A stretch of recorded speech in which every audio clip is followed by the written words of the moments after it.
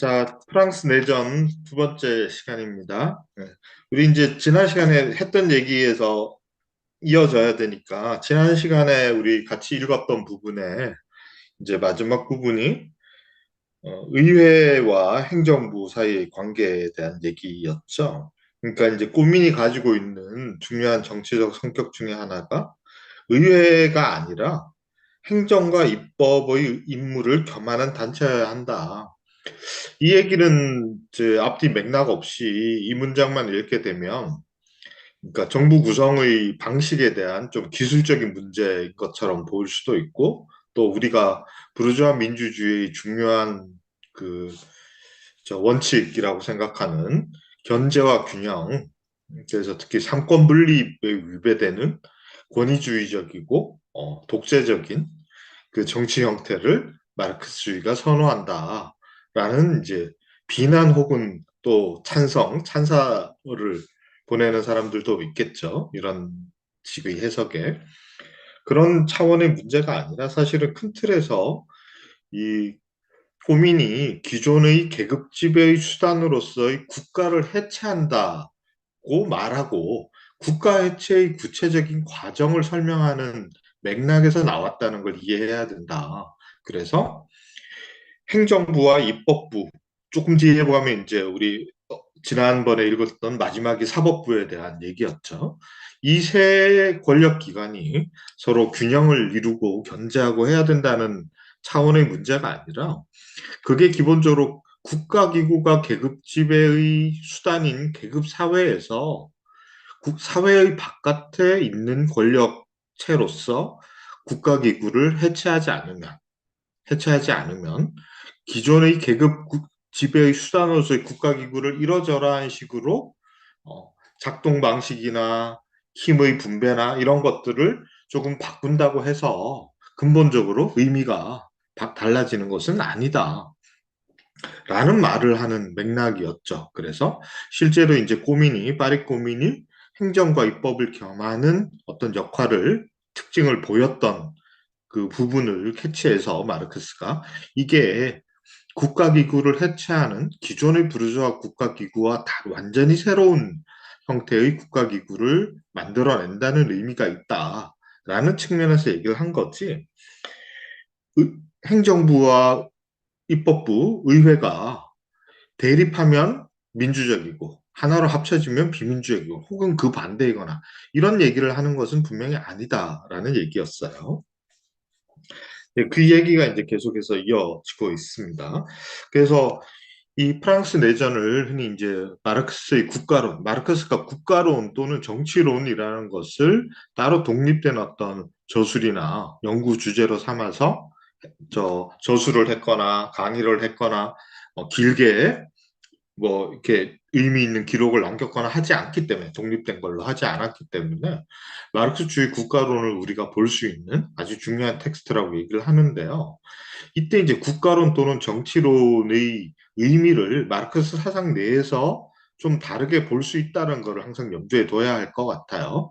우리 이제 지난 시간에 읽었던 구절에서도 역시 나오죠. 정치라는 게 따로 홀로 서는 것이 아니다. 마르크스에게서 정치는 기본적으로 사회에 종속된 거죠. 그러니까 사회의 어떤 현상이나 성격이나 변화가 표현되는 한 가지 방식이 정치라는 거죠. 그리고 정치의 가장 대표적인 형태, 제도인 국가라는 것도 국가가 다른 모든 사회적 조건과 동떨어져서 독자적인 영역을 자립적으로 갖고 있는 것이 아니다라고 말하는 것이 마르크스주의 정치론과 국가 간의 가장 대전제인 거죠. 우리가 이런 맥락 속에서 계속 이 텍스트를 읽어야 하지, 이 구절들을 따로 떼서 뭐 정치의 영역 또 국가의 문제를 독립적으로 그 자체 안에서만 이해하거나 뭐 정리한다는 것은 마르크스의 접근법 자체를 좀 무시한 좀 잘못된 접근이다라는 얘기입니다. 자, 오늘 우리가 볼 것도 마찬가지예요. 그 중앙 집권적 정부의 해체 과정이 계속해서 이제 이어져서 나오는데, 이 부분도 제가 지금 말씀드린 이런 맥락에서 좀 이해할 필요가 있다라는 거예요.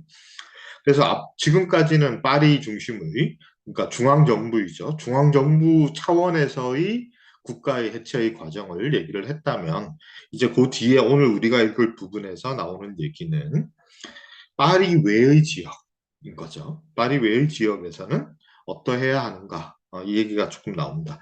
근데 이제 이거는 사실 분량도 적고 가설적인 거죠. 왜냐하면 파리 고민이 역사적으로 결국 실패했던 이유가 파리 고민에서의 이 혁명적 조치들이 프랑스 전역이나 유럽 전체로 확산되지 못하고 파리에서 고립된 채로 짧은 시간 동안만 유지될 수 있었기 때문이었던 거죠. 그래서 실제로 이렇게 됐다는 것이 아니라 그러니까 이런 방식으로 나가야 된다는 원칙을 마르크스가 이제 언급하고 있는 부분입니다. 그래서 이제 여기도 고민이 완성된 시간을 갖지 못했다. 이렇게 이제 마르크스는 얘기를 하는 거죠. 전국적으로 확산될 그 시간적 기회를 갖지 못했기 때문에 이런 얘기는 가설적 얘기인 거죠. 자, 그래서 우리가 읽을 박종철 선집 65페이지 14째 줄부터입니다.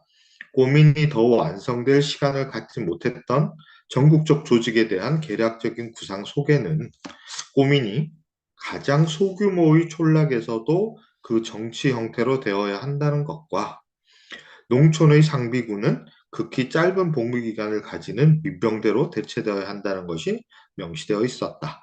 그러니까 국가 전체, 사회 전체 또는 중앙정부 차원에서 관철되어야 하는 원칙이 아주 작은 소규모의 정치 단위에도 똑같이 적용되어야 한다는 거예요.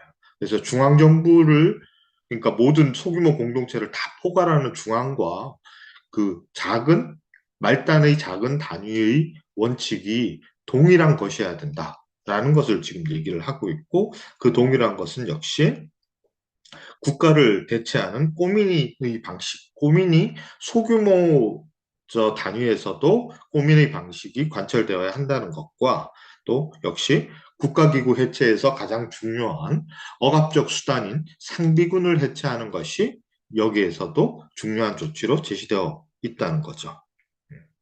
그래서 이제 중앙과 소규모 단위의 형태가 동일하다. 이런 원칙을 제시를 하고 있습니다. 자, 그런데 그렇다고 해서 이제 좀 뒤에도 나올 중요한 문제이지만 그렇다고 해서 중앙정부가 없어지고 소규모 공동체들의 느슨한 연합 혹은 그 느슨한 연합조차도 없는 분산되고 산재된 소규모 공동체들로 돌아가는 것이 꿈은 아니거든요. 바로 이제 우리 다음 페이지에서 보게 될 텐데요. 그게 아니라 하나의 큰 지역에서의 그 정치적 통일성이라는 것은 여전히 유지되어야 한다라고 봅니다. 그러면 이제 문제는 이거있죠. 이 말단에 있는 소규모 단위와 작은 규모의 정치 단위와 그것들을 전부 다 포괄하는 중앙정부 사이에는 분명히 다른 기능이 한 가지는 있죠. 그게 뭐냐? 바로 이제 포괄하는 기능이죠. 그래서 이제 그 얘기를 하고 있습니다. 그래서 이제 모든 단위, 특히 이제 농촌의 소규모 공동체들은 대의원들, 대표자들을 뽑아서 상급의 고민으로 다시 파견하는 방식은 여전히 이제 기술적으로 유지가 될 거라는 거죠. 그런 방식으로 운영될 거다. 근데 이 포괄적인 중앙정부에 남아있는, 그러니까 국가를 해체하고도, 기존의 국가기구를 해체하고도 남아있는 기능이 하나가 있을 텐데, 그게 뭐냐 하면, 어, 포괄하는 기능, 사회 밖의 그 있던 국가기구가 해체된다고 해서 중앙정부가 통일적인 어떤 정치체로서의 기능조차 하지 않는 것은 아니다라고 분명히 얘기를 하고 있죠. 근데 그렇다 하더라도 이 중앙정부에 맡겨지는 특수한 한 가지 그 통일적 기능이라는 것도 고민의 즉 엄격히 책임이 있는 그러니까 책임이 있는이라는 표현은 우리 지난 시간에도 얘기를 했었죠. 사회의 구성원들에게 책임을 져야 하는 관리라는 거죠. 그러니까 사회의 구성원으로부터 자립된 또는 그 위에 있는 위계적인 의미에서의 관리들이 아니라 사회의 구성원들에게 책임을 져야 하는 방식으로 일을 하는 이 관리들에게 맡겨져야 한다. 그러니까 가장 최상급의 정치적 기능이라 하더라도 이게 사회를 초과하는 독립적이고 자립적인 국가의 기능일 수는 없다라는 얘기를 하는 것입니다. 이제 그 부분이 나와 있죠. 그러니까 24째 줄부터 읽어보겠습니다. 그것은 국민에 의해 독립적이고 군림하려고 하면서도 그러한 통일을 구현을 책임을 주장한 국가 권력의 절멸을 통해 현실이 되어야 한다.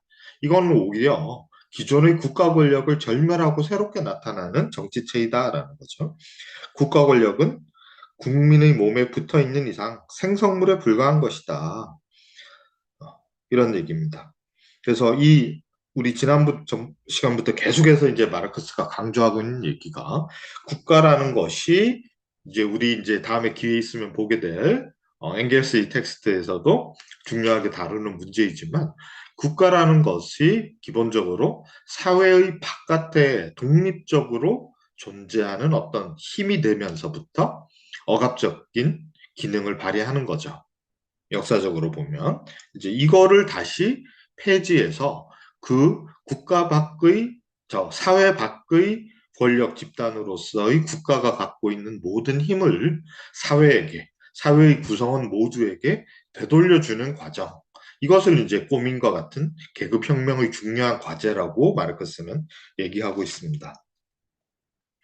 그래서 그것의 정당한 기능, 사회보다 우월하다고 주장하는 권력으로부터 떼어내어 사회의 책임 있는, 사실 좀 정확한 의미상의 번역을 하려면 사회에 대해서 책임을 지는, 이런 뜻이겠죠? 사회에 책임을 지는 공무원들에게 돌려주어야 했다라는 겁니다. 그래서 여기에서도 반복해서 국가가 소멸되고 국가가 가진 힘이 사회로 환원되어야 한다라는 그 마르크스 정치학의 가장 핵심적인 주장을 반복하고 있습니다.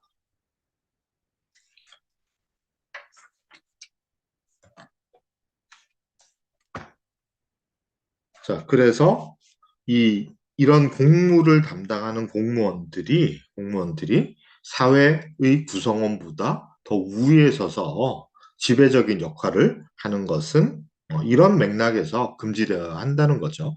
갑질을 해서는 안 된다든지, 과도한 권력을 가지면 안 된다든지, 권력을 남용하면 안 된다든지, 이런 부르주아 민주주의에서도 중요하게 말하는 그런 원칙들하고 같은 얘기를 하는 것이 아니라, 기본적으로 사회 바깥의 별도의 권력이 존재해서는 안 된다라는 원칙을 혁명 과정에서 실현하고 있다. 이렇게 고민을 해석을 한 거죠. 그래서 그 다음 페이지입니다. 66페이지 계속 이어지는 단락의 마무리를 어떻게 하냐 하면, 보통 선거권을 위계적인 서임제로 대체하는 것보다 고민의 정신에 낯설 수는 없을 것이다. 그러니까 인민을 대체한 정치나 관료의 제도화, 정치 또는 어떤 실무적 관리를 하더라도 이런 관리 행위가 인민 바깥에 또는 인민의 위에서 제도화되어서 존재하는 것에 대해서 반대한 거죠. 그러니까 사실 이런 관점에서 보면, 그러니까 보통 선거권이라는 것이 단순하게 어떤 선거 제도를 뜻하는 것이 아니라 사회의 구성원 모두가 이 권력의 주체가 되어야 된다라는 의미이고, 그 바깥에 별도의 권력, 사실 사회 바깥에 별도의 권력이 존재하는 이유가 바로 지배계급과 피지배계급이 나누어지는 계급 사회에서 발생하는 현상이라고 마르크스는 얘기를 하는 거죠. 그래서 이 계급 철폐를 목적으로 하는 혁명에서는 사회의 바깥에 별도의 권력이 존재해야 될 이유도 없고 존재할 수 있는 근거도 없어지는 거죠. 이런 관점에서 본다면 좀 다른 식으로 마르크스의 생각을 표현한다면 이런 거죠. 국가기구가 아무리 민주화되고 기존의 국가기구에서 사회 구성원들이, 그때는 국민들이겠죠. 국민들이 자신의 의견을 제시하고 이해관계를 관철시키는 행위가 아무리 민주적이고 개방적이 된다 하더라도 국가기구 자체가 계급 지배적 성격을 버리지 않는 이상은 국가가 사회의 바깥에 독립적으로 독자적으로 존재하는 것을 멈추지 않는 이상은 이건 되게 부수적인 변화에 지역적인 변화에 불과하다라는 거죠. 기존의 국가기구의 성격이 근본적으로 변하지 않는 상태에서 예를 들어서 뭐 아주 오래된 논쟁이죠. 이미 19세기부터 지속된 논쟁입니다.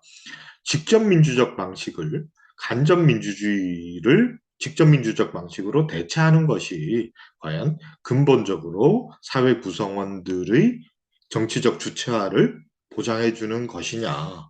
마르크스의 관점에서는 그게 근본적으로 다르지는 않다라는 거죠. 물론 이제 직접 민주제의 의미를 좀 더 확장해서 우리가 해석하거나 혹은 직접 민주적 방식을 마르크스가 말하는 계급론, 그러니까 지배하는 자와 지배당하는 자 사이의 구분을 완전히 철폐하는 과정으로서 그리고 그 과도기로서 과도적 수단으로서 이해한다면 조금 의미가 달라질 수는 있겠지만 어떤 정치적 기구와 행정적 단위들, 기구들, 장치들을 그대로 두고 그것의 근본적인 목적이 변화하지 않는 상태에서 그것을 통제하는 힘으로서의 민중의 참여의 확대라는 것은 근본적으로 해방을 가져다 주지는 못한다라는 얘기입니다. 이게 좀 차원이 다른 문제라는 거죠.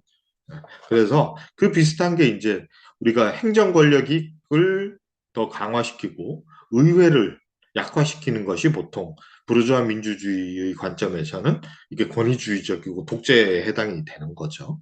근데 그 반대라고 해서 직접적으로 사회의 구성원들이 더 지배자가 자신의 운명을 결정하는 자신의 지배자가 되는 것은 아니라는 앞에서 나온 얘기와 이제 비슷한 맥락의 얘기인 거죠. 자, 그 다음에 이렇게 얘기를 하니까 마르크스가 이제 이미 이제 실제로 그 당시에 프랑스 혁명의 과정에서 오랫동안 제기되었던 정치적 주장의 하나를 염두에 두고 이제 얘기를 한 거긴 하지만 이제 예상되는 반론이 있을 수 있죠. 뭐냐 하면 꼬민이라는 건 그러면 중앙 집중적인 비대하고 강력한 행정 권력의 집중 또는 그것의 권위적 사용에 대해서 반대하는 거니까 이거 공동체, 소규모 공동체주의 같은 거 아닌가? 또는 지방 분권을 강조하는 거 아닌가? 또 그러한 지역의 산재에 있는 작은 규모 공동체들 또는 정치적 단위들 사이에 느슨한 연합, 이 당시 이제 연방제라고 불렸죠. 이런 것들을 제시하는 그 주장 아닌가라는 해석이 있을 수 있다는 거죠. 근데 이제 마르크스는 그것에 대해서 단호하게 이제 반대를 합니다. 이거는 무슨 맥락에서 어떤 역사적 맥락에서 나온 건가 하면요. 사실 마르크스가 지금 여기서 아주 강력하게 비판하고 해체를 주장하고 있는 국가라는 것이 바로 근대적 국가였죠. 우리 첫 시간에 계속 현대국가 이런 마르크스의 표현을 여러 번 봤습니다. 그래서 지금 나온 국가라는 것은 사실 이제 아주 최근에 마르크스가 이 책을 쓸 당시로 보면 아주 최근의 그 발명품이었던 거죠. 그래서 이것이 갖고 있는 부정적 측면을 해체해야 된다라고 주장하니까 이런 현대적 국가가 등장하기 이전 사회로 돌아가자. 그런 정치적 질서로 돌아가자는 주장으로 해석한 사람들이 나왔던 거죠. 실제로 프랑스 혁명이 일어났을 때 이 혁명 이후의 프랑스를 다시 어떤 식으로 재구성할까에 대한 논의에서 지역에 근거를 둔 전통적인 지주계급은 오히려 그 절대군주제 이후로 점점 중앙으로 집중됐던 권력을 해체해서 지방으로 분산시키자라는 주장으로 받아들이게 됐던 거죠. 그래서 프랑스 혁명 안에서 오히려 좌파의 역할을 했던 자코벤 같은 경우가 중앙 집중적인 지금 오늘 우리가 알고 있는 국가의 원형이 되는 중앙 집중적인 근대 국가의 노선을 택했던 정치 세력이고 그보다 훨씬 봉건적이고 보수적인 입장을 가지고 있었던 정파들이 왕당파이거나 지롱드이거나 이런 사람들이 연방제를 선호했던 거죠. 이런 맥락을 이제 염두에 두고 마르크스가 이런 얘기를 하고 있는 겁니다.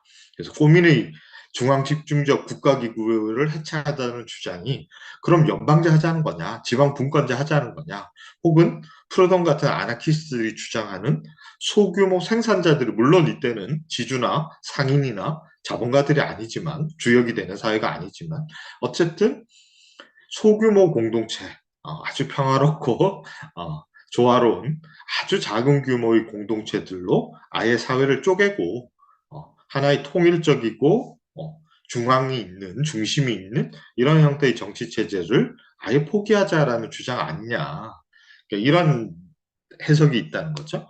그것은 단호히 거부하고 있습니다. 자, 그러니까 이거를 마르크스는 한마디로 파리에서의 고민을 중세 고민들의 재생으로 해석한 사람들이 있었다는 거죠.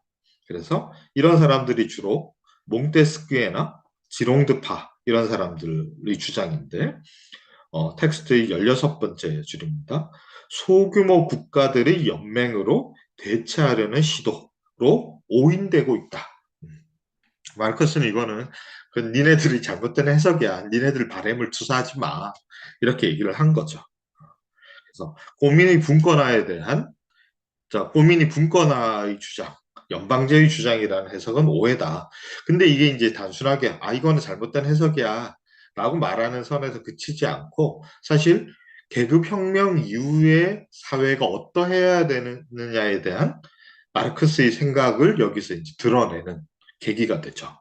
그러니까 기존의 우리가 자본주의가 충분히 발달한 사회에서 사회주의 혁명이 일어난다면 그 이후의 사회에서 정치는 어떤 방식으로 전개될 것인가에 대한 얘기를 중앙 집중적인 국가 권력을 해체하고 소규모 공동체들의 느슨한 연합으로 사회주의 공산주의 사회를 꿈꾸는 정치 세력들이 노선이 있었죠.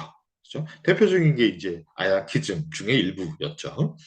그러니까 이런 해석에 대한 마르크스주의적 비판을 이제 여기서 표현하고 있는 겁니다. 조금 더 읽어보겠습니다. 국가 권력에 대한 고민의 적대는 과도한 중앙 집권화에 대한 낡은 투쟁의 지나친 형태로 오인되었다.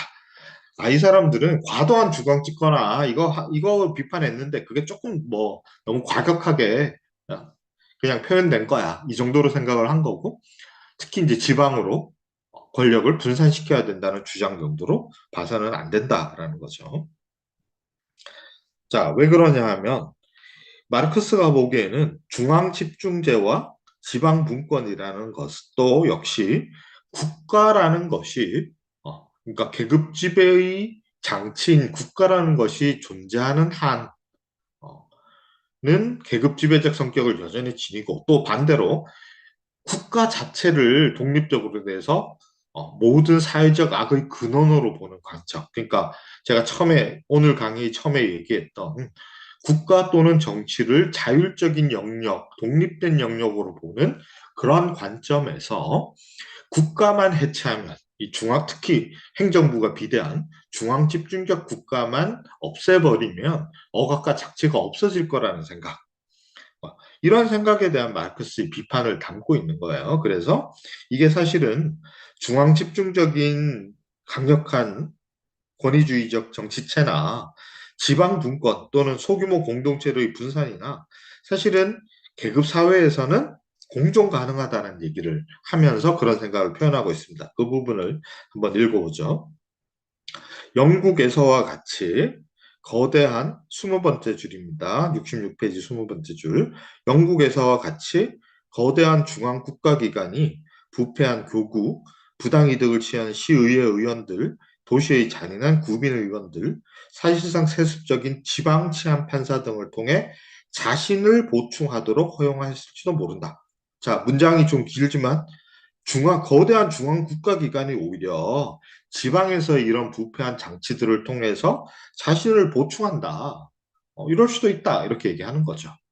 그렇죠? 그러니까 단순하게 지방으로 권력을 분산시키면 더 민주적이고 사실 21세기에 아주 유행하는 담론이었죠. 그렇죠?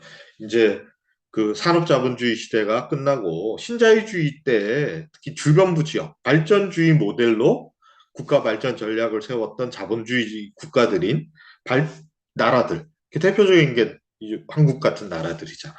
그렇죠? 박정희 체제라고 우리가 흔히 부르는 국가가 아주 강력한 국가의 행정부가 강력한 권력을 독점하고 휘두르면서 발전주의라는 모델을 가지고 자본주의 경제를 발전시켰던 나라들에서 이 강력한 중앙 집중 권력을 해체하고 분산시키고 아래로 나눠주기만 하면 그 자체로 사회가 해방된 사회가 될 거다. 더 나은 사회가 될 거다. 라는 믿음이 아주 널리 팽배해 있었죠. 지금도 그러하죠. 그래서 지방자치제 또는 이제 풀뿌리 민주주의라고 부르는 것이 그 자체로 어떤 해방적이고 진보적인 기능을 하는 것 같다는 생각이 지금도 한국 사회에 널리 퍼져 있죠. 마르크스의 관점에서 그 별로 그렇지 않다. 전혀 그렇지 않다. 사실 우리가 윤석열이는 아주 그 다시 권위적인 통치를 선호하는 행사하는 이런 시기를 맞이하고 있지만 그렇다고 해서 이런 지금까지 그 윤석열이 등장이라는 과정까지 오는 과정에서 지방자치제가 뭐 철회되거나 후퇴하거나 이런 거 아니잖아요. 지방에서 지자체장을 우리가 뽑고 교육감을 지방 주민들이 행정구역 단위로 뽑고 또 앞으로 예고돼 있는 것처럼 심지어 경찰력까지 가장 마르크스도 얘기하듯이 가장 억압적인 국가기 중에 하나인 경찰력까지 지방자치적으로 운영한다고 해서 이 사회가 정말 정치적으로 훨씬 민주화되고 근본적으로 피지배 계급이나 억압받고 착취당하는 사람들이 주인이 되는 세상이 됩니까? 그렇지 않죠. 대부분은 큰 우두머리에서 작은 우두머리로 권력이 이행되는 것뿐이죠. 그렇죠? 우리가 지방의 토라고 불리는 지역의 토착 권력 집단이 다시 소규모의 권력을 행사하고 그것을 사실은 중앙을 장악하고 있는 지배계급의 그 총체로부터 허용을 받은 한도 내에서 그렇게 하는 것이고 더 큰 단위에서의 계급 지배를 더 강하게 유지시키는 또 다른 방식일 수가 있다라는 거죠. 그 몇 줄 밑에 이런 얘기를 합니다. 이런 식으로 지방으로 권력을 분산시키기만 하면 이게 민주화되고 해방되는 것이다라는 주장에 대해서 마르크스 얘기를 한번 보죠. 26째 줄입니다. 지방 대시의 중간 계급들은 꼬민에서 루이 필립 치하에서는 자신들이 행사하였지만 루이 라폴랭 치하에서는 도시에 대한 농촌의 지배라고 주장된 것에 의해 구축된 쫓겨난 지배를 복구하는 그러니까 자기들이 과거에 갖고 있던 권력을 그냥 다시 되찾으려는 지방의 중간 계급들의 요구일 뿐이다라는 것이죠. 이게 계급 사회에서 피지배 계급의 정치적인 해방의 수단이 아니라 그런 기능을 하는 것이 아니라 기존의 지배계급 내의 하위 집단이거나 지배계급 내의 상이한 경쟁하는 분파들 사이에 권력을 분점하는 방식에 불과하다. 기본적으로 계급 지배와 그다음에 계급 지배의 수단으로서의 국가라는 것이 근본적 성격이 유지되는 한에서 중앙 집중이 더 효율적이냐, 아니 곧 지방 분권이 더 민주적이냐 이런 식의 논쟁은 그 의미가 없다. 왜냐하면 그동 말하지만 정치와 국가기구는 홀로 서는 것이 아니기 때문이다라는 거죠. 오히려 사회의 구조가 근본적으로 어떠하냐가 어떤 정치 행태가 어떤 결과를 초래하느냐를 사실 결정 짓는 거라고 할 수 있겠죠. 그래서 마르크스가 여기서 지방 도시의 중간 계급이라고 얘기하는 부분에서 보듯이 고민의 성격에 대한 이 다른 이해 방식은 사실은 계급적 차이 때문에 나오는 거죠. 고민을 분권제라 연방제라고 이해하고 싶은 사람들은 지방의 권력자들인 거죠. 지방의 지배자들인 거죠. 그래서 중앙 권력의 지방 이양만을 강조하는 것은 사실은 이런 사회적 조건 속에서는 지방의 중간 계급이나 지배 계급들이 이익에 부합하는 주장일 뿐이다라는 겁니다.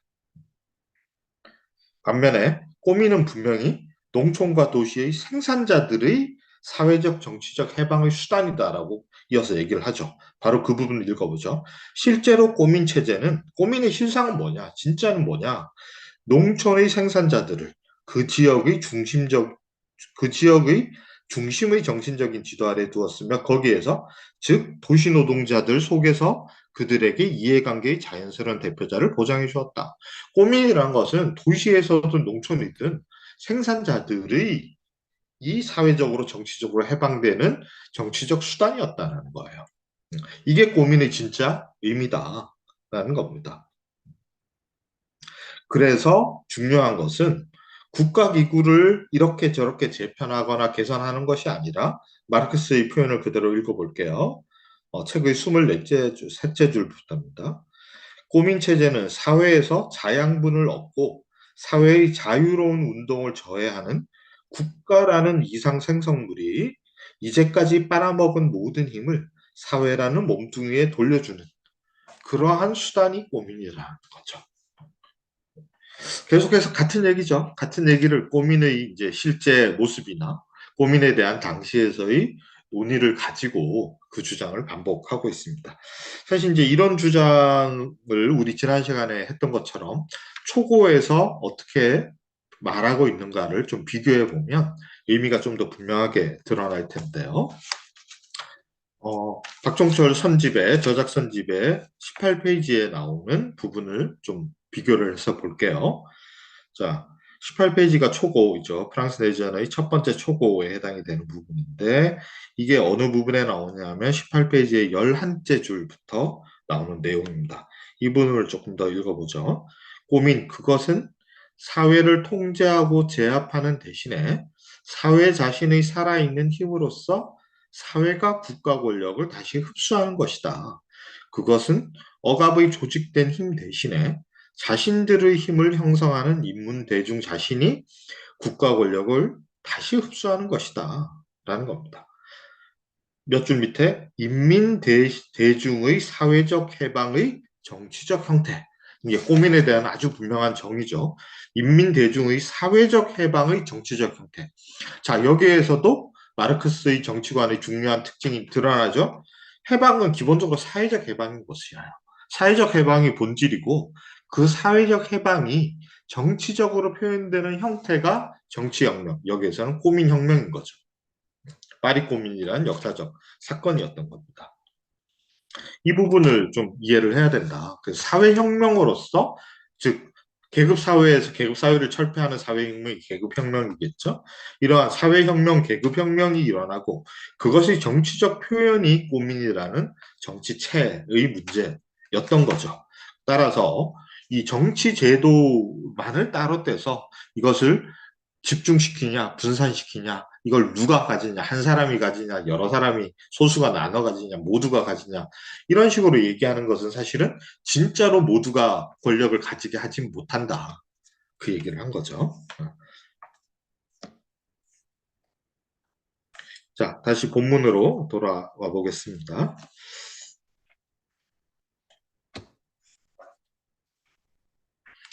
자, 그래서 이 국가기구 해체 얘기로 이제 다시 돌아와서 67페이지 8째 줄부터 보시죠. 이것도 역시 반복되는 얘기지만 꼬미는 군대와 관료라는 양대 지출 원천을 중지시킴으로써 모든 부르주아 혁명의 슬로건 값싼 정부를 현실로 만들었다. 이거 참 재밌는 앞에서 나왔지만 재밌는 얘기죠. 무슨 얘기냐면 값싼 정부 요즘 말로 하면 바로 작은 정부죠. 어, 자유주의자들의 주장인 거죠. 이 당시에 이미 마르크스가 아주 익숙했고 논쟁하고 논박했던 자유주의자, 니네들이 작은 정부, 값싼 정부 주장하지 않냐. 값싼 정부라는 건 세금을 많이 거두지 않아도 되는 정부. 이렇게 이제 자유주의자들이 이해하는 거잖아요. 그러니까 정부의 기능을 최대한 줄여서 어, 자본가들로부터 세금 좀 걷어가지 마. 그게 바람직한 거야. 그리고 세금을 걷어가는 물리적 힘을 바탕으로 해서 세금을 걷어가는 정부는 다 독재야. 이렇게 보는 관점. 이거 사실 니네들은 실현 못한다는 거죠. 이거 진짜 실현한 거는 오히려 역설적이게도 계급 지배의 철폐를 어, 저 철폐의 성격을 갖고 있었던 호민에서만 실제로 현실이 됐다라는 거죠. 그러니까 이런 값싼 정부라는 게 자유주의자들처럼 기존의 자본주의 사회 체제를 유지시켜 놓은 상태에서 국가기구를 확대하냐 축소하냐 이거는 실질적으로 실현할 수도 없는 주장이다. 그래서 정치적 사실 변화라는 것은 어, 사회혁명의 결과물이다라는 주장을 이제 마르크스가 여기서부터 하고 있거든요. 그래서 값싼 정부나 더 진짜 민주주의는 계급 해방에 의해서만 전적으로 달성될 수 있고 그것은 또 사회적인 해방의 결과물이다. 이 얘기를 지금부터 이제 몇 달락에 걸쳐서 이제 마르크스가 전개를 하고 있습니다. 그 몇 줄 조금 밑에 읽어볼게요. 갑산 정부 밑에요. 꼬미는 공화국의 진정한 민주주의 장치의 기초를 마련했다. 그러니까 민주주의도 사실 부르주아 민주주의자들은 말로만 민주주의고 진짜 민주주의는 계급혁명에 의해서만 가능하다. 그러나 값싼 정부도 진정한 공화국도 꼬민의 궁극적인 목표는 아니었다. 이것을 이것만을 따로 떼서 정치적 과제로 설정한 게 아니라는 거예요. 그것들은 부수적으로 저절로 생겨나는 것이다. 그러니까 하늘에서 뚝 떨어진다 이런 뜻이 아니고 사회적 변화의 결과이다라는 거죠. 그래서 마르크스의 관점, 사회적 변화의 여러 가지 표현되는 양상 중에 하나가 정치적 양상이라는 것이죠. 그래서 정치혁명은 사회적 변화의 결과물로 나타나는 것이지 자립적으로 독자적으로 독립돼서 정치의 영역이 따로 있는 것이 아니다.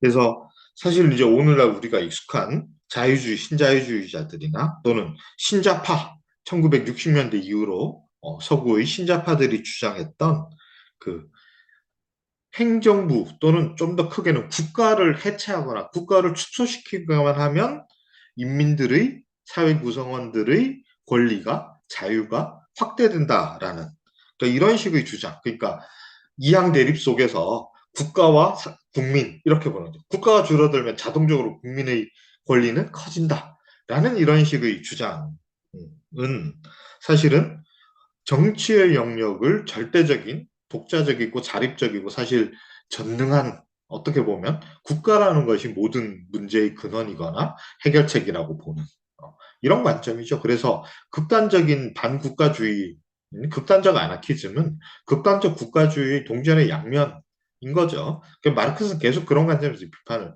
하고 있고 이것은 우리가 이제 현실과 좀 연결시키자면 그 20세기 후반의 신자파의 주장이나 신자유주의자들의 주장. 사실 인적으로 이 두 집단은 사실상 거의 수렴하죠. 그래서 그 사람들 신자파들의 속내가 사실은 자본주의의 전복이나 대체가 아니라 신자유주의에 대한 찬양이었음이 이제 이미 서구에서는 명백해졌죠. 한국 사회에서는 여전히 뭐 그런 거짓말이 약간은 어, 뭐 통용이 되는 먹혀들고 있는지도 모르겠습니다. 어쨌든 이런 정치 영역을 독자적으로 보는 주장은 이제 마르크스의 관점과는 상당히 다른 관점이다. 그래서 작은 정부 또는 값싼 정부, 국가 폐지 또는 행정부 권력의 축소 이런 거는 그 자체가 목적일 수도 없고 목적이 아니고 계급 지배 철폐의 결과적으로 나타나는 부산물이다. 라는 얘기입니다. 그러면 마르크스주의적 관점에서 혁명의 과제라는 것은 뭐겠어요? 사회의 근본적 구조를 변화시키는 것이죠. 그 결과가 정치혁명이다. 그리고 혹은 사회혁명으로 가는 근본적인 사회를 바꾸는 과정에서 정치혁명이 중요한 역할을, 필수적인 역할을 할 수도 있지만 수단으로서 필수적이라는 것이지 그 자체가 최종적인 목표가 아니다라는 것은 분명한 얘기입니다.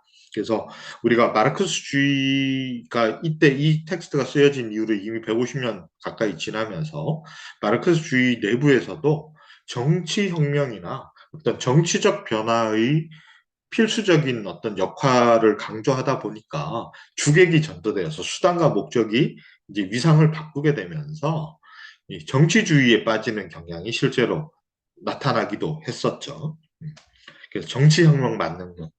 정치혁명을 하면 사회혁명은 자동적으로 아주 손쉽게 정치 권력을 장악하기만 하면 사회를 바꾸는 거는 그다음부터는 그냥 저절로 가는 것처럼 이렇게 생각하는 입장도 상당 부분 있었지만 최소한 이 텍스트에서 나오는 마르크스 입장과는 다른 입장이다. 이건 분명하죠.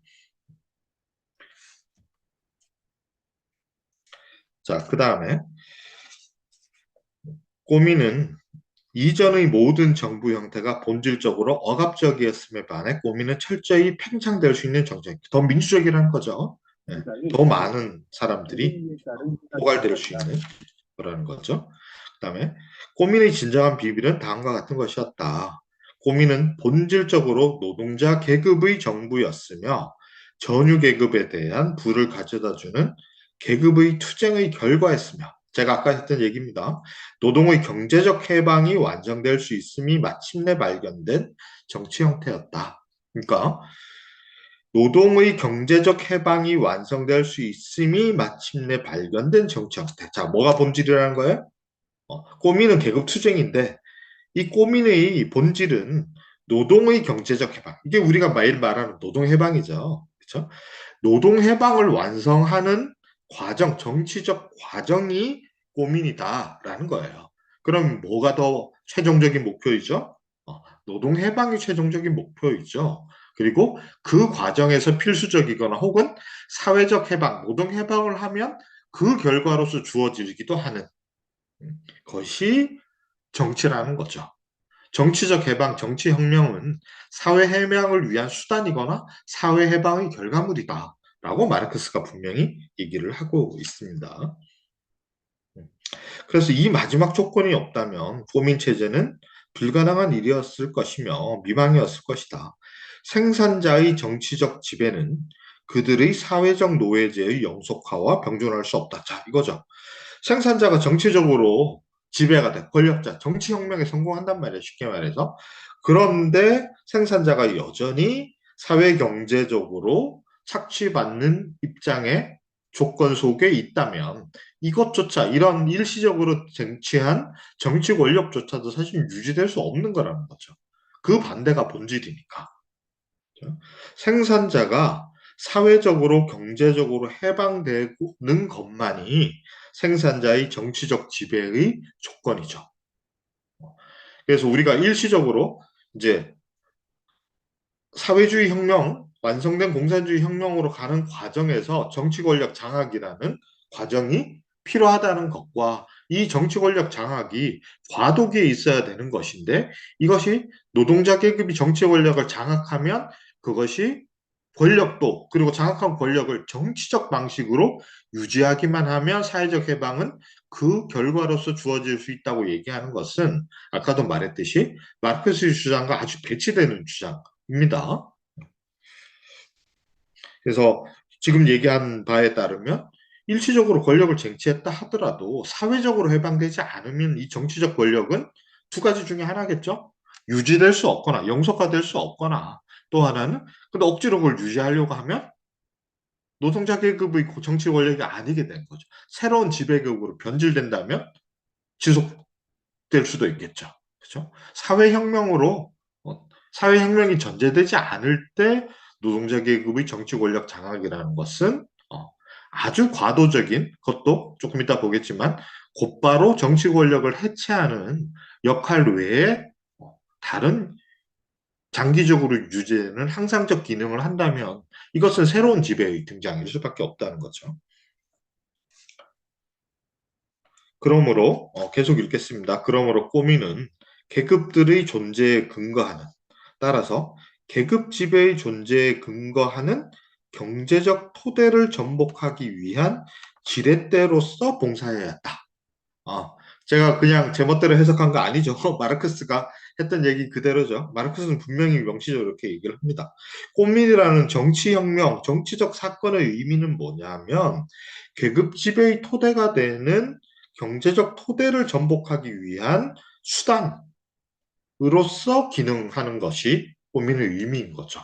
꽃민 그 자체가 정치적으로 의미 있는 게 아니라는 겁니다. 우리가 사실 이제 파리 꽃민의 역사를 이 프랑스 내전, 마르크스의 프랑스 내전 외에도 상당히 긍정적으로 해석하는 정치적 흐름들이 역사적으로 존재했고 지금도 있습니다.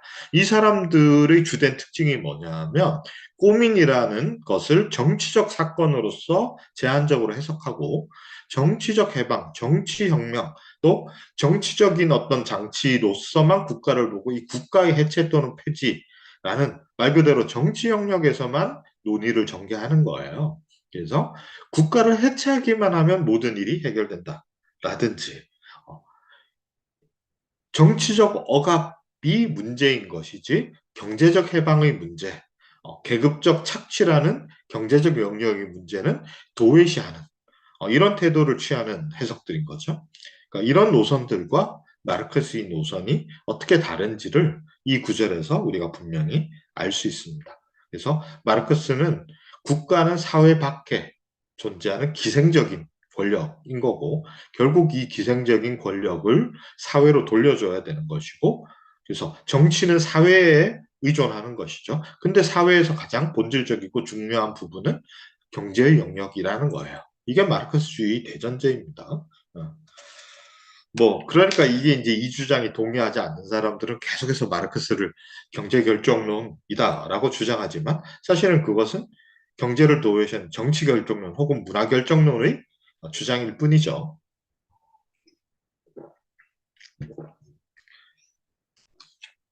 자, 그 다음에 그래서 이제 꼬민이 이런 역할을 하면 경, 계급 지배의 경제적 토대를 전복하는 역할을 하면 어떻게 되는 거예요? 이거를 다른 말로 바로 표현해요. 계급 지배, 경제적인 계급 지배로부터 계급 지배를 전복하면 이걸 뭐라고 부르죠? 바로 다음에 일단 노동이 해방되면 이게 곧 노동 해방이죠.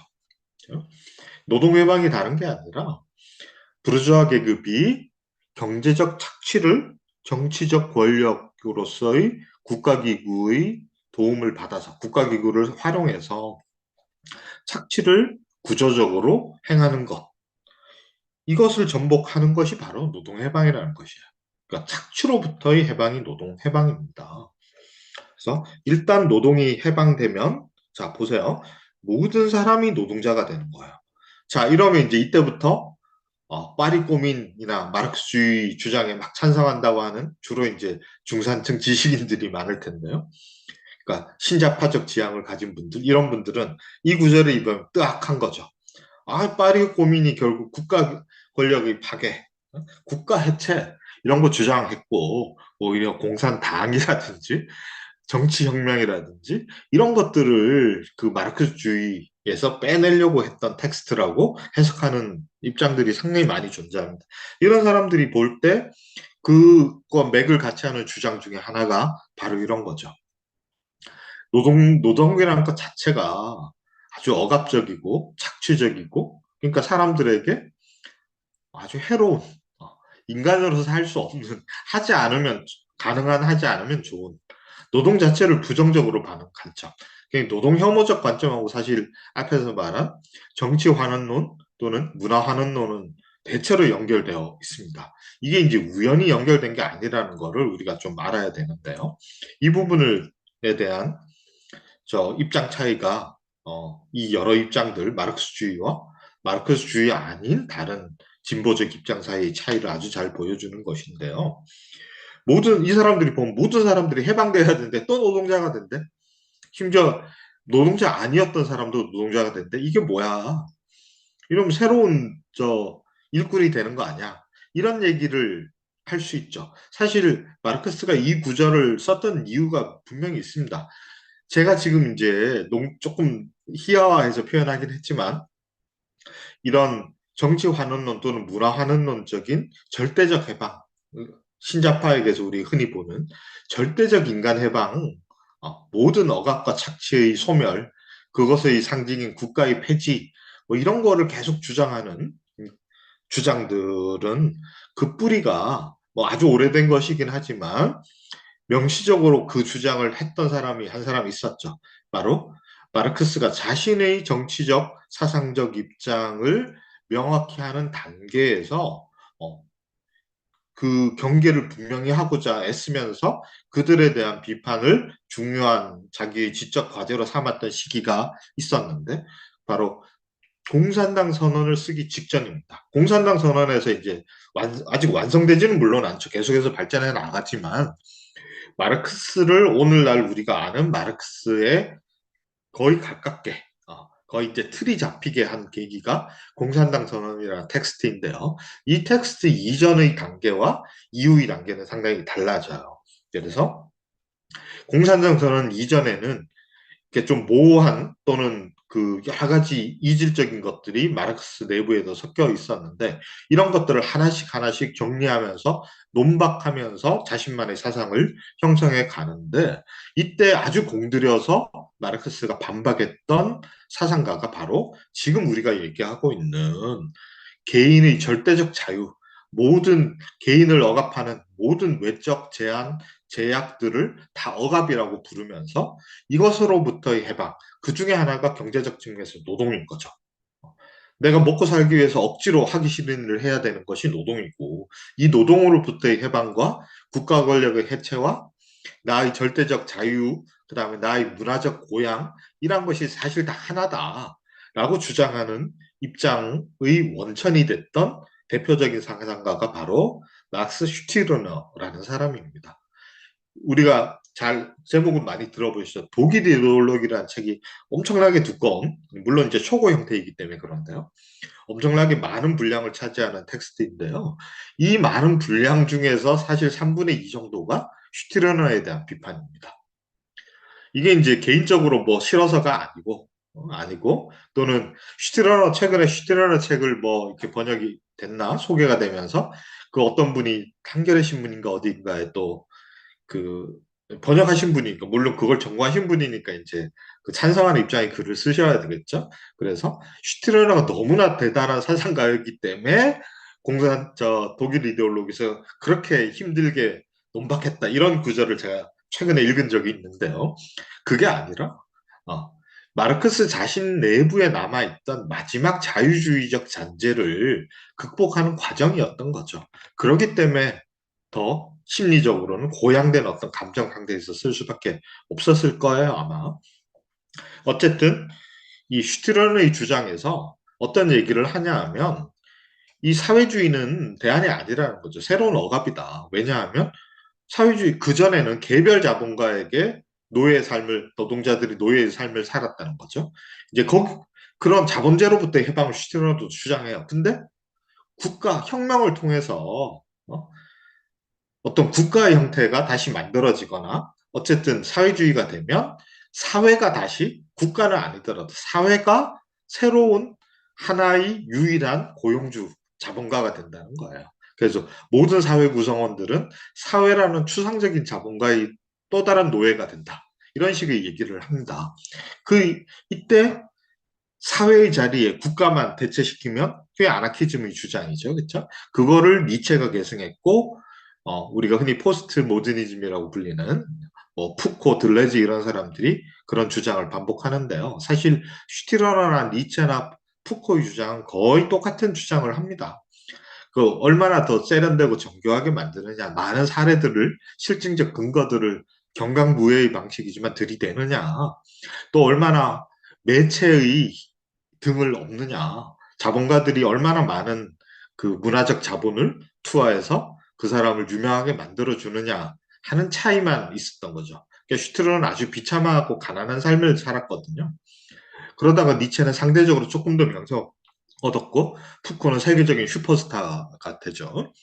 이 차이만 있을 뿐이지 사실은 동일한 주장을 약간씩 변주하고 있을 뿐인데요. 그것과 연결되는 구절입니다. 그러니까 기본적으로 이런 지금 말한 슈트러너, 니체, 푸코의 노선은 그러니까 반노동 또는 탈노동의 노선입니다. 근데 마르크스가 말하는 노동의 해방은 모두가 노동자가 되는데 이때 노동자는 소외된 노동이 아닌 해방된 노동을 하는 거죠. 이게 완전히 다른 거죠. 자, 이제 정리하자면 슈티르너부터 니체, 푸코, 오늘날 모든 신자파적 주장까지 다 포함해서 일관된 주장은 인간이 해방될 때 국가로부터 억압으로부터 여러 가지로부터 해방되지만 그 중에 하나 또는 최종적인 사실은 해방은 노동으로부터의 해방, 노동으로부터의 해방이에요. 노동하지 않는 탈노동이 해방입니다. 그렇죠? 근데 마르크스는 노동의 성격 전환, 그러니까 소외된 노동으로부터 해방된 노동으로의 전환. 그래서 모두가 해방된 노동을 하는 사회가 공산주의 사회입니다.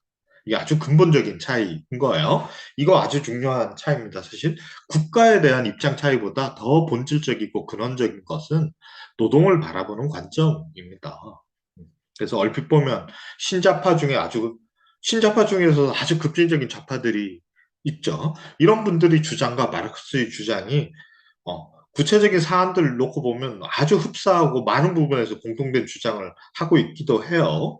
그렇지만 가장 근본적인 차이는 바로 노동에 대한 입장 차이에 있습니다. 그래서 인간은 노동하지 않아야 완성되고 해방되고 행복해진다라고 주장하는 노동과 노동은 역사적 조건 속에서 형성되어진 역사적 존재의 인간에게 노동은 이미 역사적 과정 속에서 오늘날의 인간을 만든 본질적 과정이었기 때문에 노동으로부터의 해방, 노동과 분리된 인간은 현실에서는 존재할 수 없고 그것은 이미 우리가 지금 경험하고 있는 이런 인간은 아닐 것이고 우리가 있는 현실의 인간의 해방은 소외된 노동으로부터 해방된 노동으로 노동의 성격을 전환시키는 것이고 이 노동 성격의 전환은 자본주의라는 사회구조의 근본적인 극복으로부터만 가능하다. 이게 마르크스주의 주장입니다. 그래서 이제 뭐 마르크스의 사위였던 라파르그의 책이 아까 얘기했던 탈노동 하는 분들이 이제 많이 인용하는 책이기도 하죠. 게으를 권리, 미안하지 않을 권리 이런 주장이 있죠. 근데 이것도 좀 착각이에요. 그 노동할 권리를 마르크스는 강조죠. 프랑스 혁명에서부터 이제 이어받은 중요한 개념인데요. 노동할 권리라는 것은 내가 원할 때 원하는 방식으로 나에게 이익이 되고 의미가 있는 방식으로 노동할 권리가 나에게 있다는 뜻이죠. 그러면 항상 내가 원하지 않아도 일해야 된다는 뜻인가요? 그렇지 않죠. 게으를 권리는 노동할 권리에 포함되어 있는 부수적 권리입니다. 근데 일할 권리는 마치 강제 노동을 주장하는 권리인 것처럼 이제 비판하고 게으를 권리라는 독립된 권리를 주장하는 것은 사실 개념적으로도 논리적으로도 상당히 취약한 논리인 거죠. 네. 일할 권리 안에 내가 일하고 쉬고 하는 것을 내가 선택할 수 있는 권리가 들어가야 노동할 권리, 해방된 노동할 권리인 거잖아요. 근데 일할 권리가와 게으를 권리가 분리될 수 있나요? 현실에서? 생각해 볼 문제입니다. 근데 어쨌든 지금 여기서 이걸 길게 얘기하지는 않으니까 마르크스가 이제 이미 공산당 선언 이래의 다른 텍스트에서 이 문제를 이미 정리를 해놨기 때문에 여기서는 짧게 얘기를 하고 있는 거고요. 꼬민이 어쨌든 완성하려고 하는 그 계급지배의 철폐라는 것의 결과는 노동의 해방이고 노동 해방이 되면 모든 사람이 노동자가 되며 생산적 노동은 계급적 숙성을 중지하게 된다라고 분명히 밝혀놓고 있습니다. 그러니까 노동 해방의 의미를 여기서 얘기하고 있는데 이게 꼬민과 무슨 상관이냐? 꼬민의 목표가 바로 이 노동 해방이라는 거예요. 그래서 노동 소외의 종식, 생산 노동이 가지는 계급적 속성의 중지, 모든 사람이 소외된 노동으로부터 해방된 노동으로 전환된 삶의 방식을 가지게 되는 것. 이게 이제 국민의 최종적인 목표여야 한다. 그렇기 때문에 노동의 경제적 해방이 완성될 수 있는 정치 형태. 이런 말을 한 겁니다. 자, 그래서 노동의 경제적 해방이 완성될 수 있는 마침내 발견된 정치 형태라는 말의 이 구절의 의미를 제가 설명을 드린 거예요.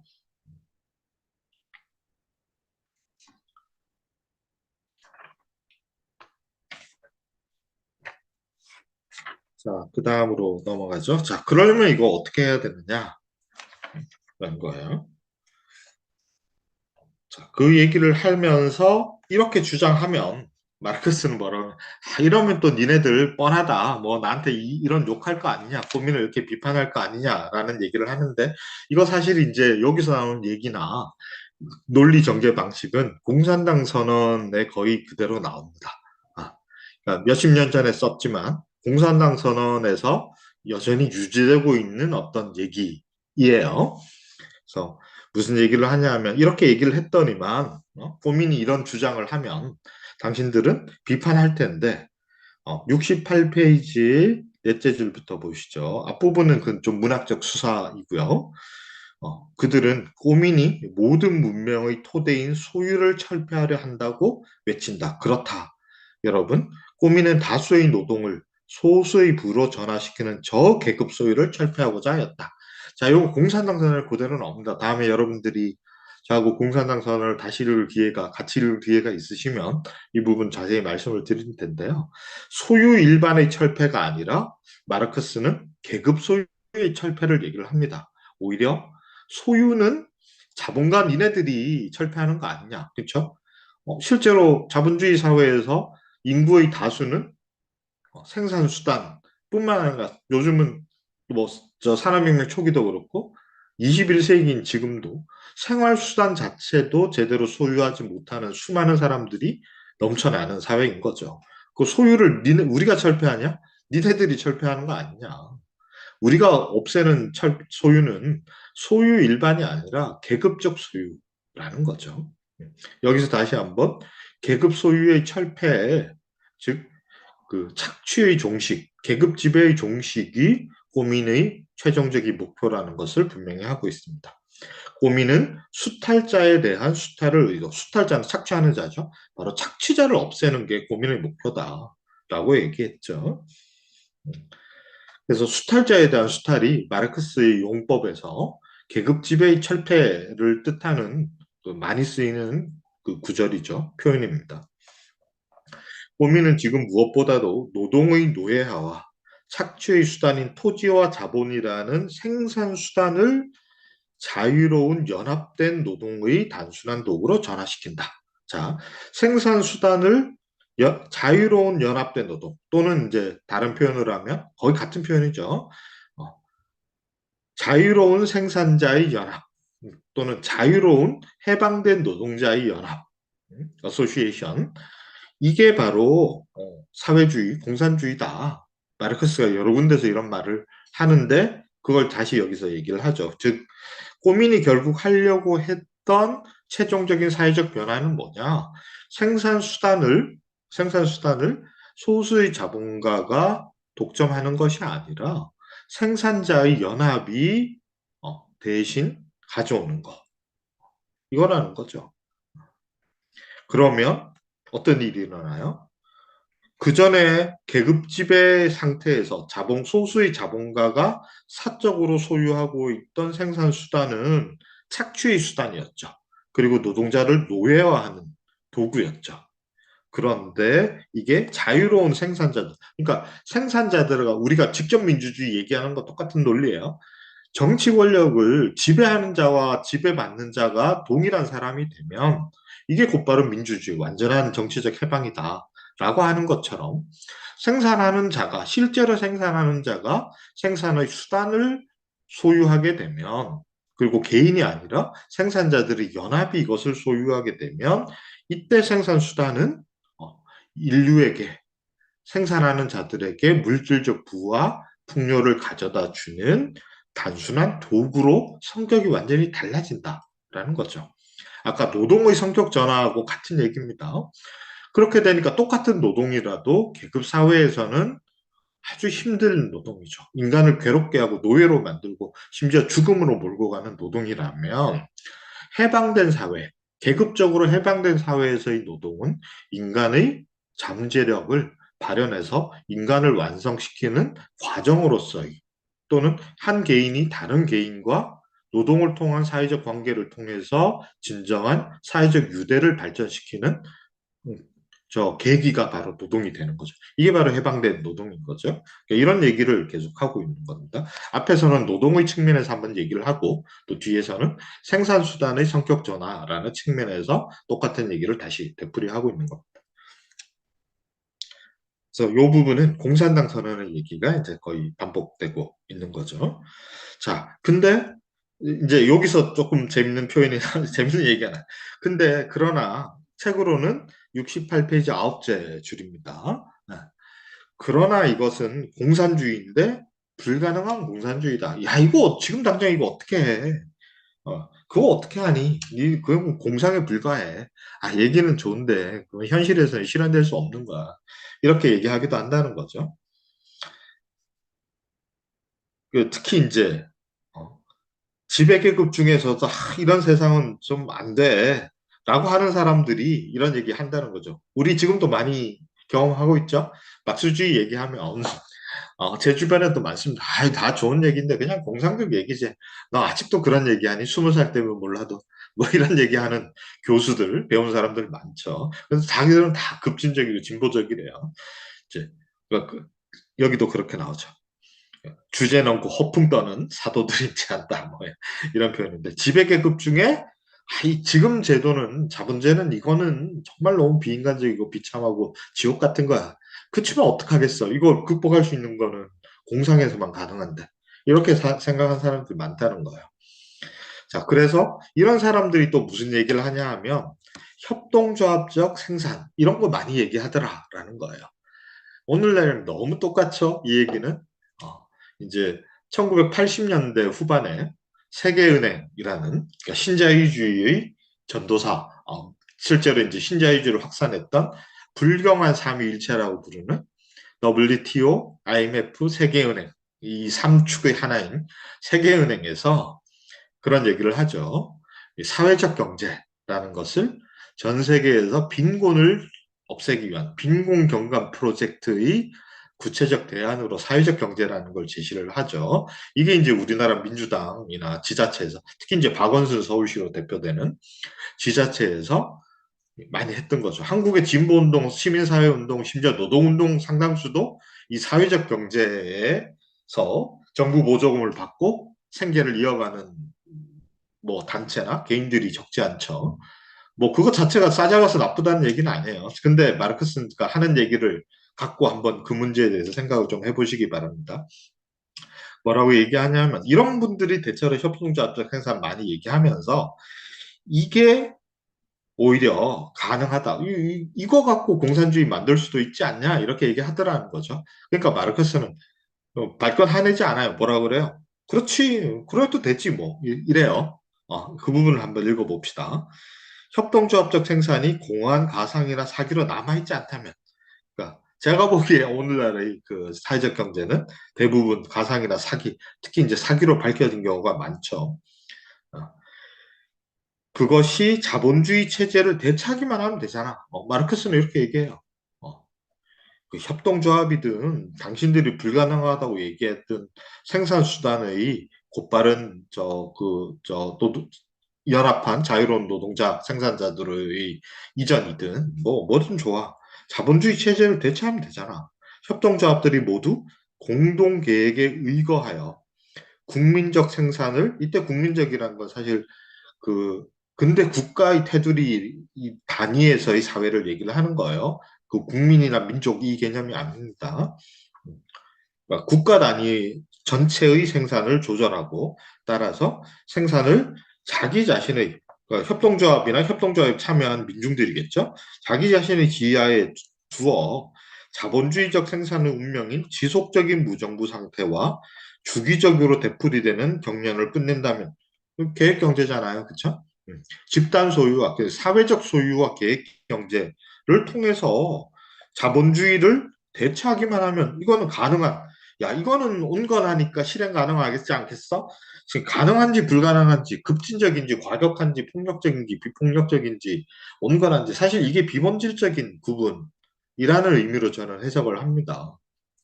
뭐 좀 다른 해석을 하시는 분, 이 부분은 제가 해석이라고 분명히 말씀드릴게요. 네. 그러니까 이런 마르크스 표현의 그 수사적 의미가, 의도가 뭐냐라고 봤을 때 저는 가능하냐, 지금 당장 가능하냐, 불가능하냐, 이거는 오히려 비본질적인 구분이고, 더 중요한 거는 자본주의를 다른 사회체제로 대체하느냐가 더 핵심적이다. 이런 수사적 표현이라고 저는 좀 이해를 했습니다. 가능한 공산주의와 불가능한 공산주의가 따로 두 개의 공산주의가 있다는 얘기가 아니라 공산주의라는 것은 그것을 실현하는 과정이 지금 현실적 조건에서 봤을 때 뭐 불가능해 보이든 혹은 이 정도면 할 만한데 할 수 있을 것 같은데 라고 보는 온건한 방식이든 간에 그게 중요한 것이 아니라 실제로 자본주의 사회를 어, 생산 수단을 사적으로 소유하는 것을 철폐하고 자유로운 연합 생산자들의 연합, 즉 사회적 소유의 구체적인 모습이죠. 이걸로 대체해서 자본주의 체제를 생산 수단을 공동적으로 계획 관리하고 자신 스스로 지휘할 수 있게 되어서 생산의 무정부성을 극복하고 착취를 철폐한다면 그러면 공산주의인 거죠. 어쨌든 이게 이제 공산주의가 꼬민의 목표라는 주장을 하고 있는 것입니다. 그래서 핵심은 그러니까 꼬민이 최종적으로 목표하는 것은 결국 생산 수단에 대한 사적 소유를 철폐하고 그것을 가능하게 하고 유지시켜주는 사회 제도를 그것이 아닌 그것과 완전히 다른 사회로 바꾸는 사회혁명이라는 얘기입니다. 이게 이제 핵심적인 내용이죠. 근데 그렇다고 해서 노동자 계급이 꼬민에게서 곧바로 어떤 완성된 모델을 아주 단기간에 한 방에 요구하고 이런 거 아니다라는 얘기를 이제 그 뒤에 합니다. 자, 그들은 노동자 계급 얘기입니다. 노동자 계급은 꼬민으로부터 기적을 요구하지는 않았다. 그들은 인민의 포교령에 의해 도입된 기성의 이미 만들어진 고정되고 준비된 유토피아를 갖고 공산주의 완벽한 프로그램 청사진을 갖고 있지 않았다라는 거죠. 이거는 이제 마르크스가 공산당 선언에서 얘기하고 다른 텍스트에서 몇 번 얘기를 한 거죠. 이거야말로 유토피아적인 관점이죠. 그건 미래에 오지 않은 미래의 일인데 이걸 완결된 미래의 청사진을 갖고 있다는 건 다 거짓말이라는 얘기죠. 어, 아주 완성된 청사진 이런 거는 역사적 과정에서 만들어지는 거죠. 자, 그래서 이렇게 한 방에 되는 게 아니라 오히려 노동자 계급이 있고 몇 줄 밑입니다. 22째 줄, 68페이지 22째 줄부터 또 읽어보겠습니다. 노동자 계급이 오랜 투쟁, 즉 환경과 함께 사회적 환경, 물론 이때 이제 자연적 환경도 포함되는지는 우리가 좀 의논해봐야 될 문제인 것 같아요. 어쨌든 환경과 함께 인간을 완전히 변모시키는 일련의 역사적 과정, 아주 오랜 역사적 과정을 거치는데 이때는 환경뿐만 아니라 그러니까 자본주의적 사회 구조뿐만 아니라 인간도 변화한다 그래요. 근데 이 얘기도 새로 나오는 얘기가 아니라 공산당 선언 말미에 똑같은 구절이 나옵니다. 인간을 완전히 변모시키는 일련의 역사적 과정, 뭐 이게 얼마나 길지를 얘기하지는 않지만 한 방에 아주 그 단기적 짧다는 의미뿐만 아니라 역사적이지 않은 뭔가 초월적이고 획기적이고 이런 방식으로 뭐가 탁 사회가 한 방에 변하지는 않는다. 왜냐하면 이런 얘기를 하는 건 뭐냐면 이 반대편에 누군가가 있었던 거죠, 분명히. 아주 단기간에 한 방에 특히 이제 정치 권력을 장악하기만 하면 또는 국가기구를 해체한다고 선언하기만 하면 곧바로 공산주의가 온다라고 주장하던 사람들이 있었는데 대표적인 두 집단이 있었죠. 하나가 마르크스가 젊을 때부터 이제 열심히 비판했던 우리 이제 이 강의 전의 강의에서 다뤘던 유토피아 사회주의자들이죠. 그래서 공상주의자들. 공상적으로 사회가 바뀌는 거, 사회가 근본적으로 변하는 게 아주 손쉽게 뭔가 비밀의 열쇠, 뭐 연금술에서 현자의 돌 같은 거 한 방으로 또는 무장봉기, 아나키스트들처럼 무장봉기, 뭐 정부 청사 장악, 선언문 낭독 이런 걸로 세상이 바꿀 수 있다고 주장하는 것은 사실은 되게 거짓말이라는 거죠. 비현실적인 얘기라는 거죠.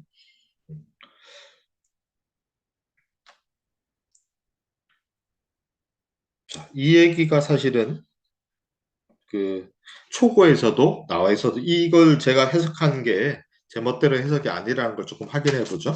33페이지. 이 책의 33페이지 한번 보시면요. 저 조금 길긴 하지만 그 내용을 확인하기 위해서 제가 좀 읽고요. 그 책이 있으신 분들은 그 부분 직접 보시면 되겠죠. 책의 32페이지 밑에서 넷째 줄부터 그 다음 페이지 단락까지 이어지는 내용입니다. 노동자 계급의 운동이 현실적이 된 그 순간부터 공상적인 유토피아들은 사라져 버렸으니, 그러니까 노동자 계급 운동이, 노동운동이 본격화되면서 이런 공상적 주장들은 사실 사라졌죠. 이는 노동자 계급이 유토피아주의자들의 내건 목표를 포기했기 때문이 아니라 유토피아들을 실현하기 위한 현실적 수단을 찾아냈다는 거죠. 그게 현실에서의 노동운동이라는 거예요.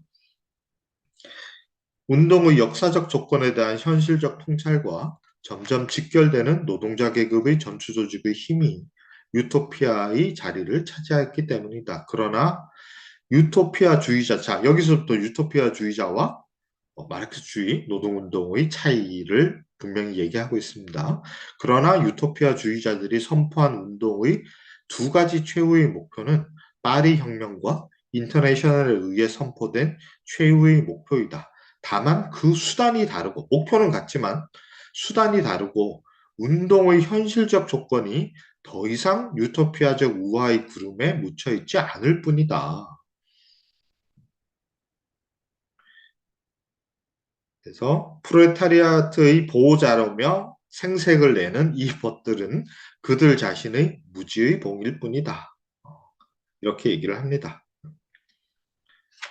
자, 유토피아주의와 노동운동 차이, 그러니까 인적으로 그냥 차이를 두고 뭐 아이 지식인 나부랭이들 뭐 이런 얘기라기보다 뭐 현실에서는 그런 양태상을 띄었지만 그게 아니라 혁명이 역사적 과정이라고 말하는 게 중요한 거죠. 그렇죠? 역사적으로 일정한 과정, 과도적 과정을 겪으면서 사회와 인간 둘 다가 변해야 되는 거죠. 그러니까 그러니까 이 얘기예요. 아까 정치 환원주의하고 비슷한 얘기인데요. 기존의 사회 구조도 거의 그대로 있고 인간도 그대로 있는데 그중에 국가 하나 없앤다고 해서 권력의 주체 하나 바꾼다고 해서 한국의 입헌주의자들 같은 그런 거 대통령 하나 바꾼다고 해서 집권 정당만 딱 바꾸면 모든 게 자동적으로 한 방에 해결될 거란 믿음은 다 유토피아주의인 거죠. 그렇죠? 마치 뭐 비판적 지지론에서 김대중이 대통령만 되면 사회주의로 곧바로 갈 수 있다거나 곧바로 통일이 될 수 있거나 이런 환상들이 팽배해 있었지만 그게 지금도 그 한국 사회에서 사라지지 않고 있잖아요. 그러니까 개인 한 사람 어떤 사회와 인간 모두가 바뀌어야 된다. 이 변화하는 과정의 끝이 바로 사회주의라는 거예요. 무슨 완결된 플랜을 딱 한 가지 계기만 갖고 금세 실현할 수 있는 게 혁명이 아니다. 그런 얘기를 하고 있습니다.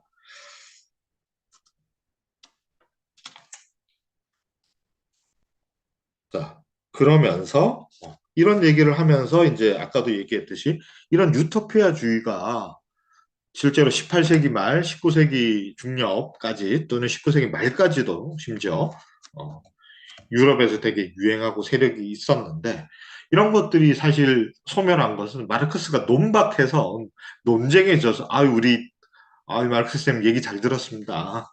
제가 잘못 생각했군요. 눈물 뚝뚝 흘리면서 회개하고 이래서 사라진 게 아니죠. 마르크스가 여기서 얘기하고 있듯이 초구에서도 얘기하고 있듯이 노동운동이 현실적으로 성장하면서 이것들이 사라지게 됐다는 거예요. 그러니까 우리가 담론이나 이론의 영역에서 논리적 논박, 실증적 자료 제시 이런 것에 의해서 잘못된 운동의 노선이 사라지지 않습니다. 그것을 대체하는 올바른 노선의 운동이 사회적 기반을 실제로 갖고 있는 집단이 운동의 주체가 되고 그들이 올바른 노선을 가지고 운동을 성장시킬 때만 운동은 바로잡힐 수 있는 거죠. 그런 얘기를 하고 있는 거라고 저는 좀 받아들였습니다. 자, 그런 얘기를 하니까 당연히 이제 아까도 얘기했던 파리 꼬민이 결국은 노동자 계급의 혁명이다라는 성격이 여기서도 나타난다는 거죠. 이 얘기를 이제 이어집니다.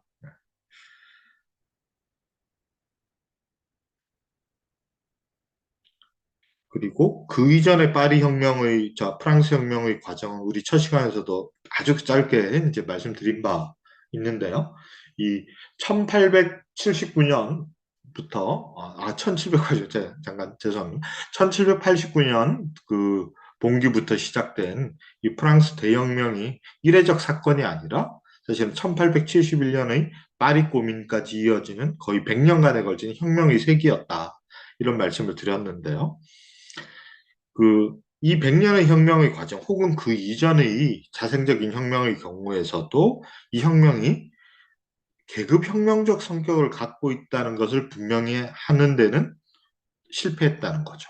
그래서 심지어 이제 48년 2월 혁명에 뒤이은 6월 봉기가 처참하게 진압된 것도 노동자 혁명으로서의 성격을 분명히 할 수 있는 역사적 단계에 역사적 상황에 이르지 못했기 때문이라는 겁니다. 근데 이게 역사적 발전이 이루어지면서 1871년 파리 고민이라는 사건에서는 마침내 노동자 계급의 계급적 성격이 뚜렷한 혁명이 마침내 현실화되었다.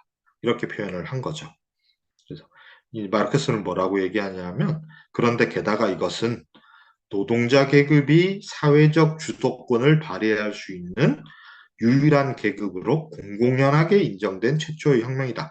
노동자 계급이 주장을 했지만 48년 6월 봉기 같은 거는 진압됐던 거죠. 근데 이제는 마침내 혁명의 주체라고 말하고 이거를 실현할 수 있는 혁명이 이제 파리에서 일어났다는 거죠. 그 얘기입니다. 그래서 이제 이 문장에서 단호하게 마르크스는 고민이 프로테리아트의 노동자 계급의 혁명이라는 것을 성격 규정을 하고 있는 것입니다. 자, 그런데 그러면 이제 또 문제가 되는 게 있죠. 그 당시 파리가 과연 노동자 계급이 인구의 다수를 구성했고 다른 집단들과의 이해관계의 상충은 없었나? 그리고 계속해서 얘기되는 파리에 고립된 혁명이라면 그래서 실패했다면 파리 바깥의 어, 다른 민중들, 특히 이제 농민들이죠.